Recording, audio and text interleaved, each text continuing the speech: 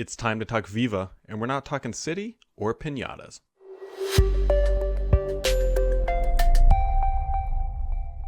Happy Friday, friends. We are now, about a week into February. The month of January is thankfully behind us. We are now getting closer to the warmer months here, at least in the northern hemisphere, and hopefully you had a good week.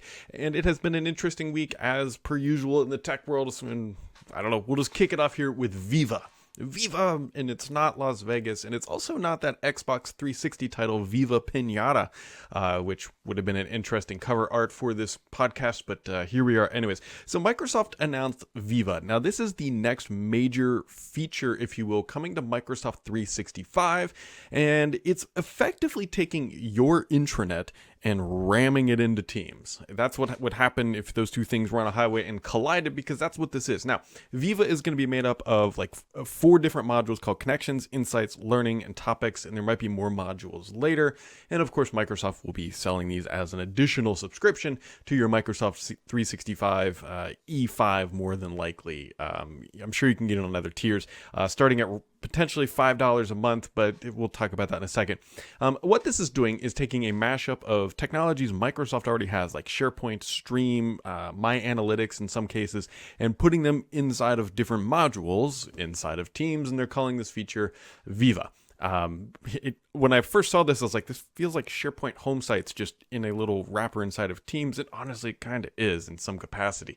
But Microsoft is making a big deal about this. They claim that this is a $300 billion market. They're calling this the Employee Experience Platform, or EXP. And regardless if you like it or don't like it, get used to it, because Microsoft is going to be pushing Viva a lot. And it's going to be just sort of a bubbling up of all these technologies and making them a little bit more useful. Because to some extent, I do agree with Microsoft that, hey, they have a lot of these platforms and they're all over the place, and some are first party, some are third party, and finding all this content can be quite challenging. And Microsoft knows that you're already living inside of Teams, and so they are going to just shove it into Teams. Now, it does raise some questions about what the upper bound of complexity is that Teams is capable of absorbing, but Microsoft is full steam ahead of turning Teams more so than just a messaging and collaboration app into this whole productivity OS. And so it's really obvious why they're doing that, because if you're running Teams on, say, an iPad or a Chromebook, then you have your whole productivity OS with you, regardless of Windows. This is Microsoft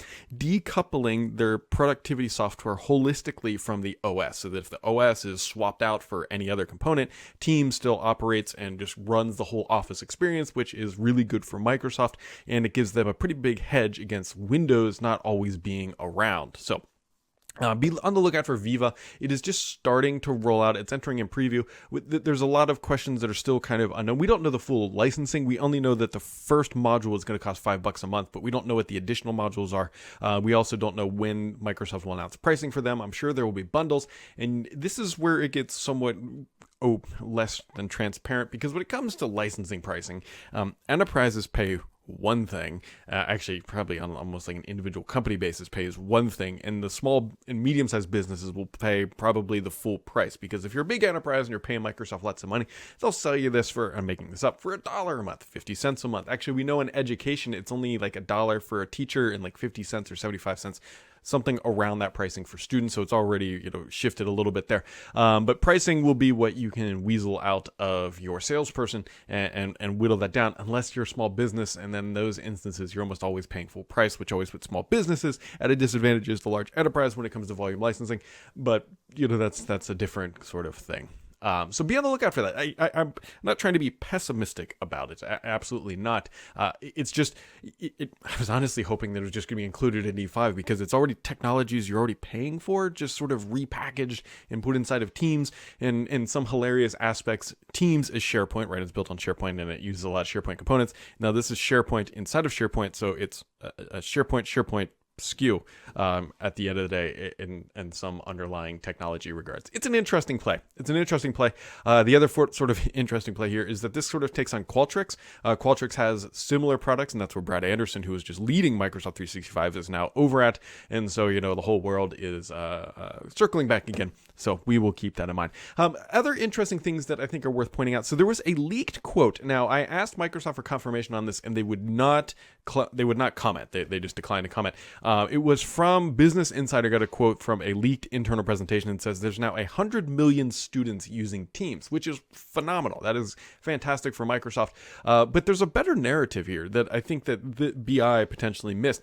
Is if you go back to like 2012, somewhere around there, Microsoft has been trying to build like this lightweight Chromebook OS-like competitor, or like an iPad competitor, and it started out as like Windows RT, and then we had Windows 10s, and both of those just failed spectacularly. And Microsoft is once again trying again with Windows 10X, and I think they might be more optimistic with 10X than some of the other initiatives. That being said, the reason why I bring this up is several years ago, it was very much assumed that Microsoft was absolutely getting slaughtered in the education space. They were losing the hardware, and since they were losing the hardware, that means they were also losing the software, which means that G Suite and iWork were going to be the absolute future, and that's what all these kids were learning, and so Microsoft was screwed. But that doesn't really appear to be the case, because if true, Microsoft saying that they have 100 million students using Teams, that is a massive quantity of users, not to mention that they've also said they have 200 million users of education products. That was an official quote from Microsoft, which means that they have ability to add another 100 million students, rough math, to their Teams productivity suite, which is honestly really good for Microsoft. And so the point of this is that while Microsoft really did miss out on the hardware space, and they announced last month like these $150 to $300 PCs for education that are just really low end. They continue to not do well in the hardware space in education, but they continue to do exceptionally well in the software space, which is a really good thing. And the only reason I bring that up again is that for 4 or 5 years, it was really talked about how Microsoft was just completely missing the boat on education. And so it looks like they have done a good job of clawing their way back in, and no surprise, Teams has been the catalyst for that, and obviously everything happening in this past year in the education sector likely elevated and push that through a little bit faster than maybe it would have previously. Other things happening, Office Lens has been renamed to Microsoft Lens. I know some people were losing sleep over that, just kidding. Microsoft Ignite Part 2 is happening March 2 through 4, so March 2nd through the 4th, and as you might be able to guess by the topic at the top of the podcast, if I could enunciate, is that Viva is more than likely going to be a massive component of that. I would be shocked. It's going to be like how to get it set up, how to build things for it, how to deploy it, how to manage users with Viva. I would imagine that is all going to be baked into Ignite, which will be coming here in a little less than a month. Now, there were also some big headlines this week that Microsoft is reportedly planning special virtual events for Windows Gaming and Cloud. That is absolutely true. Microsoft literally sent an email that says we are planning virtual events for Windows Gaming and Cloud. That is, there's no insider information there. Like it came from Microsoft to the press and said that, hey, this stuff is happening. So be on the lookout for that. We don't quite know what they're going to be. Their first event, potentially, I don't know if it was this Viva one, falls into that bucket. But be on the lookout for this. Microsoft is obviously just changing things up again, mostly because they don't know exactly when in-person events are going to be happening again. But they're doing these virtual events to make sure that their narratives continue, and they're going to be cloud gaming and Windows focused. And I would imagine that Windows one is going to be pretty self-explanatory based on Windows 10X and potentially Sun Valley information as well. So just be on the lookout for that. Other big things happening in the industry is Apple's VR headset, via the information, is supposed to have 2 8K displays, lots of cameras, and do some AR, VR, mixed reality things. It potentially looks interesting. This is Apple doing Apple. It's expected to cost around $3,000. Now, I want to get fixated on the price because Apple could supplement that and push the price down. The only thing I can really draw it a comparable to is look at the HoloLens. Microsoft's HoloLens has been out for a couple years and still sells for around that pricing. Microsoft has done a pretty good job at least finding applications in the enterprise space. They haven't pushed it down to the consumer level yet. It's just not there. AR and VR are, while they're closely related, the technologies there are pretty different. Now, based on what we know, if Apple is just taking 8 cameras and remapping or streaming in video, that is an easier solution, at least in my opinion, to replicate a VR or AR experience than what Microsoft is doing with HoloLens, where they're literally injecting light into your eyeballs via lasers and other fun. I don't know if it's actually lasers. I shouldn't say that, but they're pushing light into your eyeballs to create these experiences. Two different approaches. We'll see. And again, we got to wait and see what Apple actually does. It's expected to potentially launch this year, but this thing has been on the table for a while. And so there we go. Jeff Bezos also stepping down at Amazon. Interesting timing. Amazon has been under investigation for antitrust for a while. They've got some like union stuff going on. And so he is stepping down to spend more time with his money.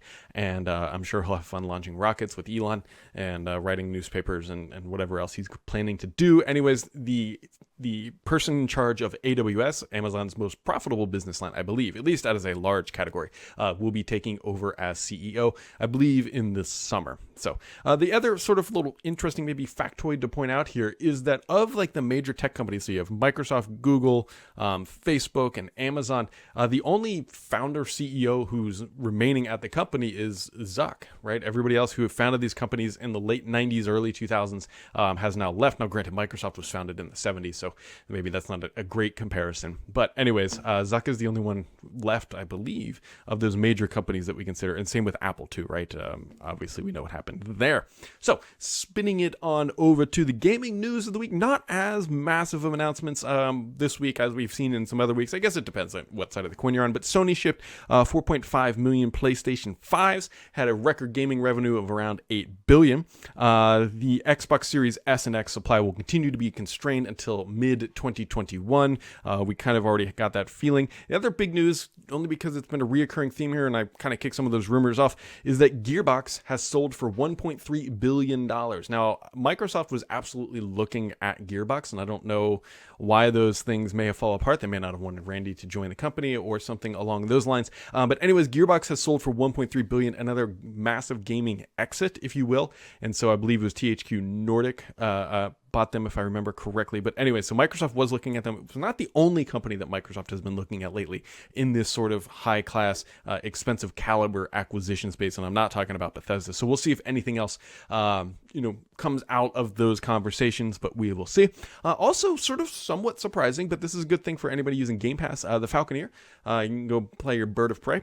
You can go get that on Game Pass. Actually, today it came out on the 4th, and so you can go grab that. And another little fun, memory jaunt, if you will, is that GoldenEye. There was an Xbox 360 remastered version. I remember it came out on the N64. So this is, I believe, a 2008 project that was canceled due to licensing. The ROM has actually fully leaked online. If you want to go play that remastered version, you can. And the graphics aren't great. They're 2008 graphics, but they're better than what was on the N64. I would love to see a full remastered happen here in 2021. I don't know if that's going to happen. If they couldn't get the licensing rights back then, you may not be able to get them today. So we'll see, but I'm not holding my breath for that one. So jumping over to the questions of the week, which are always my favorite part. Actually, a lot of good ones this week. I did pre-read a few of them right before this podcast got started.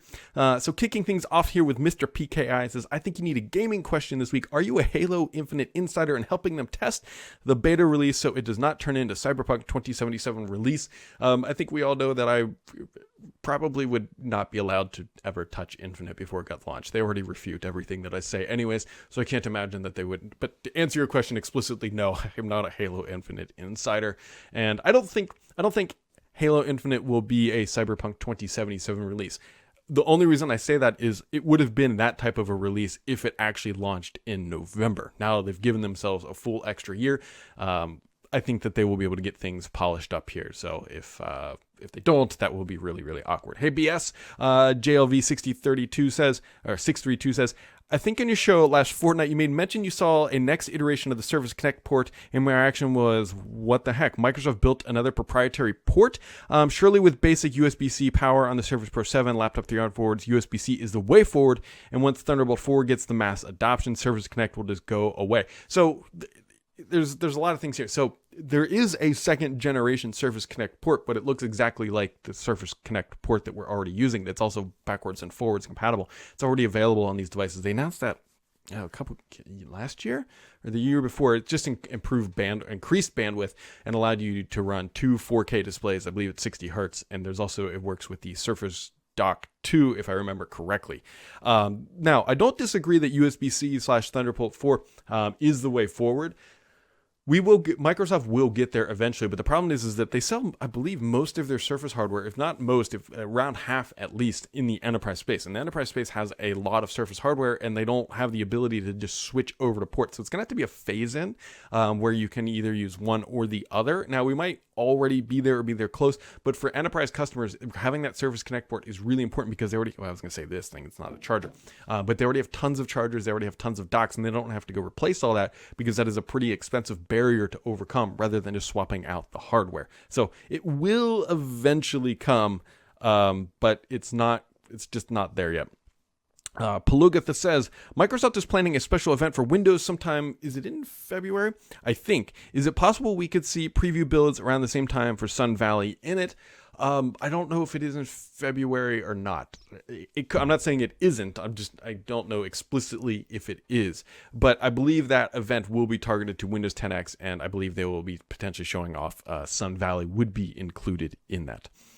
Dave Ramos Jr. says, XSS, so Xbox Series S memory question. Do you have any take on the expansion of the memory being a limiting factor for this generation of gaming? In an article this past week, Riftbreaker dev mentions it doesn't look like it will require that much work to be running well at 1080p on the Xbox Series S, which is awesome, but the developer goes on to say the amount of available memory is a determining factor in a lot of cases when we think about the size of game worlds or how many things can be happening at any given time. That is absolutely true. Memory is always going to be the limiting capacity, and memory, not the storage memory, but the RAM, I believe explicitly, is always the limiting factor on how many things can be happening. Yes, there's a lot more RAM in the next generation consoles, but we also have a lot more features, right? There's ray tracing. You're also looking at higher resolution. So while there is more RAM, there's also more assets eating up the capacity that is available there. So he's not, the developer is absolutely correct that the RAM slash memory will always be the limiting factor of how many things you can put out there. I don't take it to meaning that this is actually going to be holding back the consoles. It's just the reality of development, right? You can only load so much into the RAM, and that is always going to be the upper bound of what is potentially possible. Now, there's a lot of fancy tricks that these individuals can use. It's things with page files and allocating some of the storage to act like RAM in certain scenarios. So there's a lot of, in my opinion, we are pretty far away from hitting anything close to a capacity limit on these next generation consoles. JTDWAB says, with more details of Apple's VR AR glasses coming out, have you heard if Microsoft has a HoloLens 3 in the works? Do they have a HoloLens 3 in the works? They absolutely do.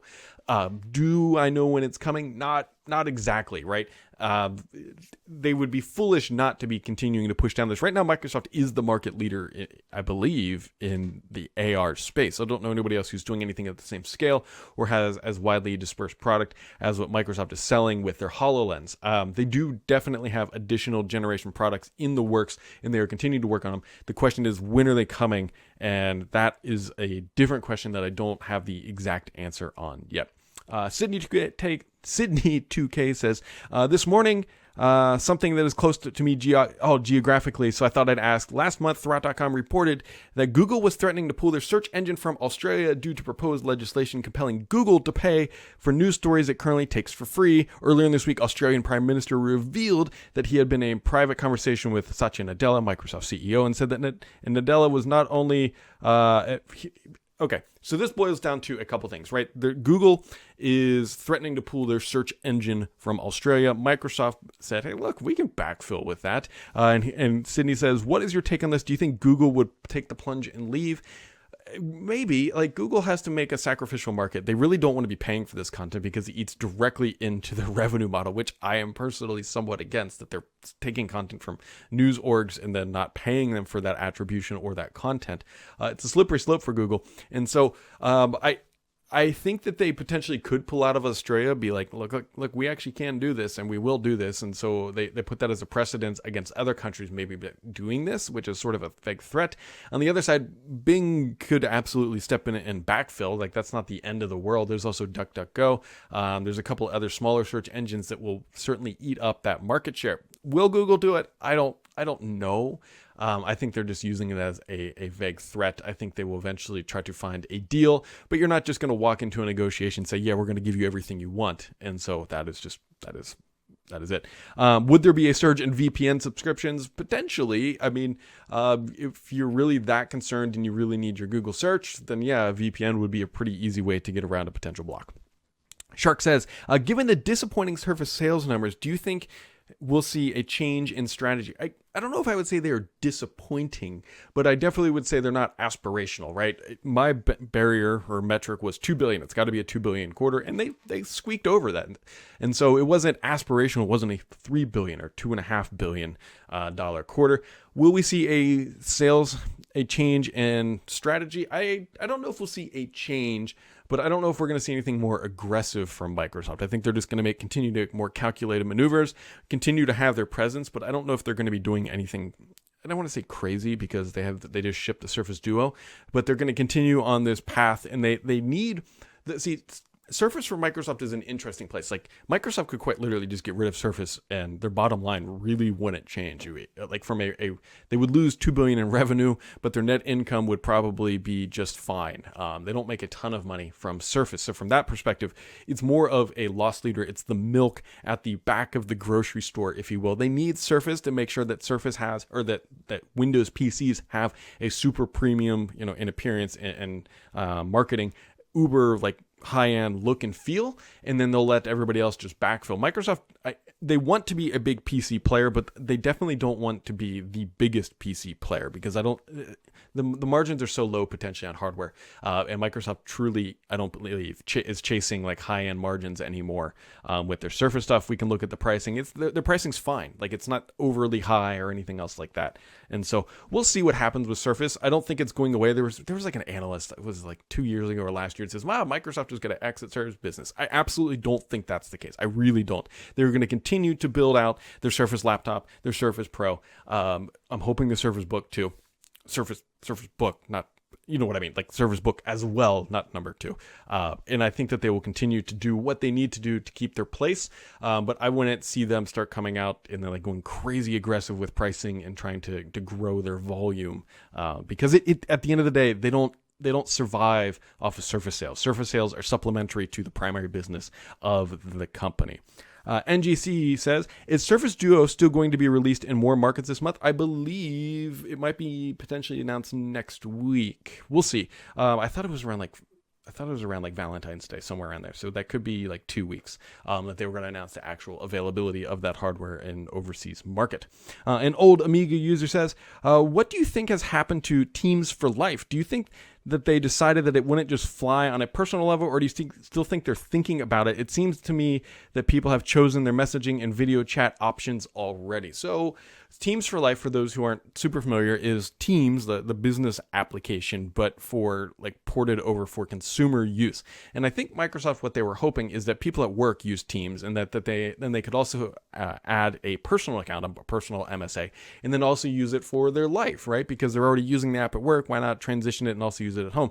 I think Microsoft may potentially have missed a boat here. And so if you remember, a few weeks, it might have even been a month at this point. Remember WhatsApp came out and said, hey, we're going to share our data with Facebook. And then like everybody left. Everybody went to Signal and Telegram. I think that was Microsoft's probably potential big opportunity to grab new users. And they didn't go aggressive with their marketing. And realistically, Teams for Life, it did get some feature updates, I believe, in November. But they're still not pushing it. It's just sort of there. It's this thing that exists only because they continue to build it out for business customers. And so it's not I don't know if it'll ever go away, because for it to go away, all they do is just turn off MSA login and just keep the enterprise login. So I don't think it'll go away, but it doesn't seem like it's grabbing any serious momentum. And then their one giant opportunity they completely missed. So, Pastor Welker says, do you have an update about when Harman Kardon Invoke firmware update is going to drop? I thought it was supposed to happen in January. I'm assuming this is the final firmware update. I actually do not know. I should maybe look into that. I'd be curious to see if Microsoft missed a deadline there, and what was the catalyst of that. And then JNBCK says, do you see Viva getting a lot of developer support? This is bringing it all the way back home. I love it. Are the modules going to be like the new App Store and intercompany applications? So I don't know if It's an interesting thought. The only reason I say I don't know if the modules are going to be the new application is only because they're going to be licensed separately, and so everybody may not be deploying them. The development support I think will happen, and I think we'll see a lot of MSPs, the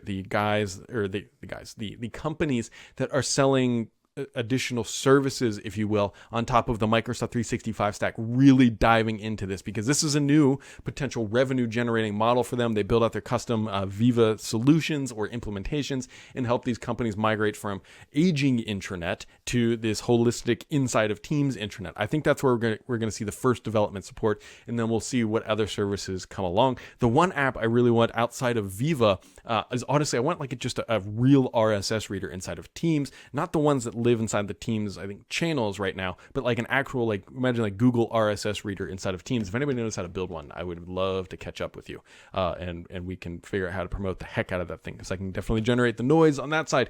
So do I see Viva getting a lot of development support? I think so initially, at least, like I said, from the big players, because again, this is a new revenue opportunity for these companies. So we'll see. We are in the very early days of Viva. That was a perfect question to bring it back home. And so as always, folks, keep it subscribed here, because the only BS on this channel is me.